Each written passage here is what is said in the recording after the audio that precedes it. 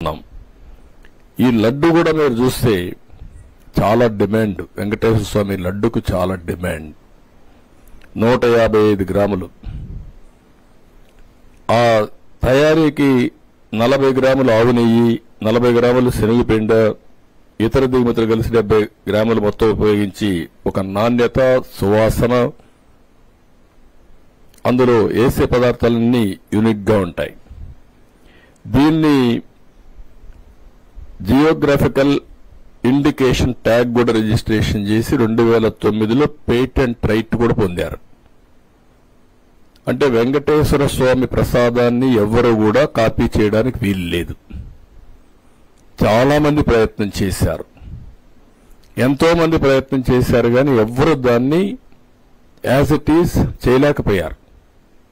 అంటే వెంకటేశ్వర స్వామి మహత్యం ఉంది కాబట్టి అక్కడ తయారు చేసే వాళ్ళందరూ డెడికేషన్తో పనిచేస్తారు. కాబట్టి ఇచ్చే దాతలు కూడా with purity of heart, A ingredients ఇచ్చినా, ఏది సరఫరా చేసినా చేస్తారు. కాబట్టి ఆ పవిత్రత వచ్చింది, దానికి ఒక ప్రత్యేకత వచ్చింది. అలాంటి ప్రత్యేకత ఉండే ఈ వెంకటేశ్వర స్వామి దగ్గర వీళ్ళు వస్తానే ఇష్టానుసారంగా చేశారు. ట్రస్ట్ బోర్డుల నియామకం ఒక గ్యాంబ్లింగ్ కింద తయారైంది. చట్టాన్ని ఇష్టప్రకారం మార్చి దగ్గర 50 మంది నామినేషన్లకు ప్రోత్సహించే పరిస్థితి వస్తే కొన్ని హైకోర్టులో స్టేలు వచ్చే పరిస్థితికి వచ్చింది. ఎక్సెఫిషియోస్ కనపండుడంతా ఎక్సెఫిషియో, వీళ్ళంతా కొండపై వ్యాపారాలు చేయడం, వెంకటేశ్వర స్వామి టికెట్లు ఇష్ట ప్రకారం అమ్మడం. చాలా మంది చాలాసార్లు ప్రయత్నం చేశాం. మేమైతే ఒకసారి తిరుపతి దాకా వెళ్లి పవన్ కళ్యాణ్ గారు ఫైట్ చేశారు, మేము ఫైట్ చేశాం. తిరుపతికి వెళ్తే మా టీంలో రానికపోతే తిరుపతిలోనే ప్రొటెస్ట్ చేసి అలిపిరి దగ్గరనే ప్రొటెస్ట్ చేసి అరెస్ట్ అయి తిరిగి వచ్చిన సందర్భాలున్నాయి. అదే మరిగా నమ్మకం లేని వాళ్ళందరినీ టెంపుల్ వేయడం, చైర్మన్ గా అన్య మతస్థులకి ప్రాధాన్యత ఇవ్వడం, అదే మరి నమ్మకం లేని వాళ్ళు పెట్టడం, ఇవన్నీ చేసి వీళ్ళ రాజకీయ ప్రయోజనాల కోసం టీటీడీని ఉపయోగించే పరిస్థితికి వచ్చారు. దీంట్లో మొట్టమొదటిసారిగా మీరు చూస్తే వీళ్ళు వస్తానే టెండర్స్ అన్ని రివర్స్ టెండరింగ్ అని పెట్టి అందులో ఉండే కండిషన్స్ మార్చేశారు. నేను అవి కూడా మీకు సరఫరా చేస్తున్నాను. ఇందులో ఏవైతే వీళ్ళు వచ్చిన తర్వాత ఈ రివర్స్ టెండరింగ్ లో మీరు ఒకసారి చూస్తే మొత్తం క్లాస్ నెంబర్ కండిషన్ నెంబర్ 18లో 3 సంవత్సరాల అనుభవం ఉండాలంటే అట్లీస్ట్ దాన్ని సంవత్సరానికి చేశారు. డైరీ పెట్టిన ఫస్ట్ ఇయర్ లోనే నెయ్యి సరఫరా చేయొచ్చని. రెండోది 4 లక్షల లీటర్ల మిల్క్ ఉత్పత్తి చేయాలని ఉంటే దాన్ని తీసేశారు.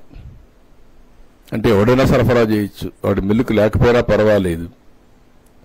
ఇంకొక పక్కన 8 టన్నులు మార్కెట్ అతను అమ్మేదానికి అదనంగా ఒక 8 టన్నులు పర్ డే ఉత్పత్తి చేసేవాళ్లే పెట్టాలని పెడితే ఆ కండిషన్ కూడా తీసేశారు.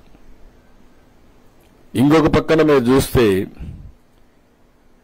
ఏదైతే ఈ 3 ఇయర్స్ పీరియడ్ నేను ఇంతకుముందు చెప్పింది 12 టన్నులు ఉంటే దాన్ని 8 టన్నులు చేశారు. 3 ఇయర్స్ ఉంటే దాన్ని 1 ఇయర్ చేశారు. ఇంకొక పక్క 250 కోట్లు మినిమం టర్న్ ఓవర్ 3 సంవత్సరాల్లో 1 సంవత్సరం ఉండాలి. అలాంటిది 150 కోట్లు తగ్గించారు. వీళ్ళు కొనే ప్రొక్యూర్మెంటే 200 కోట్లు ఉంటుంది. అలాంటి ప్రొక్యూర్మెంట్ ఉంటే దాన్ని 150 కోట్లకు తగ్గించారు. ఇంకొక పక్క రివర్స్ టెండరింగ్ పెట్టి అక్కడి నుంచి వీళ్ళ ఇష్ట ప్రకారం విన్యాసాలు చేసే పరిస్థితికి వచ్చారు. ఆ రివర్స్ టెండరింగ్ వల్ల ఈరోజు మనం ఒకసారి చూస్తే వీళ్ళు చేసిన పనికి కడాన పెద్ద సంస్థలు రాకుండా పోయే పరిస్థితికి వచ్చాయి. కండిషన్స్ అన్ని తీసేసి ఫ్లడ్ గేట్స్ ఓపెన్ చేశారు. ఎవరంటే నాసి రకం సప్లయర్స్ కి, అనుభవం లేని వాళ్ళకి, లేకుంటే వాళ్లకు అసలు డైరీ లేని వాళ్ళకి, ప్రాసెస్ లేని వాళ్ళకి అందరినీ ఓపెన్ చేశారు.